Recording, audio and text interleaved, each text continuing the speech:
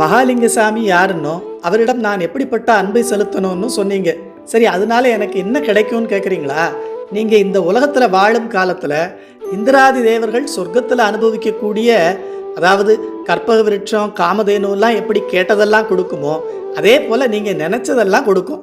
இந்த பிறவி முடிஞ்ச பிறகு இனி ஒரு பிறவியே வந்து மீண்டும் இந்த உலக துன்பங்கள் வராதபடிக்கு ஒரு மேலான முக்தி இன்பமும் கிடைக்கும். நாம பல பிறவிகளில் செய்த நல்லது கெட்டது தான் இவ்வளவு நாளா அதை கிடைக்க விடாம தடுத்தது. எப்போ ஒருத்தர் உள்ளன்போட மனம் உருகி நம்ம மகாலிங்க சாமியை வழிபாடு பண்றாங்களோ அவருடைய வினையெல்லாம் காலியாகி மேலான இன்பமாகிய முக்தி கிடைக்கும் என்பதை இம்மை வானவர் செல்வம் விளைத்திடும், அம்மையே பிறவித் துயர் நீத்திடும், எம்மை ஆளும் இடைமருதன் கழல் செம்மையே தொழுவார் வினை சிந்துமேன்னு திருக்குறுந்துறையில அப்பர் பெருமான் அருள் செய்கிறார். அதனால அவனை மட்டுமே வேண்டி செய்யும் வழிபாடும் அதில் உறுதியும் இருந்தா நாம இப்போ இங்க வாழும் காலத்திலையும் இந்த வாழ்க்கை முடிஞ்ச பிறகும் எல்லா நலன்களும் நமக்கு நிச்சயமாக கிடைக்குங்கிறதுல எந்த சந்தேகமும் இல்லை.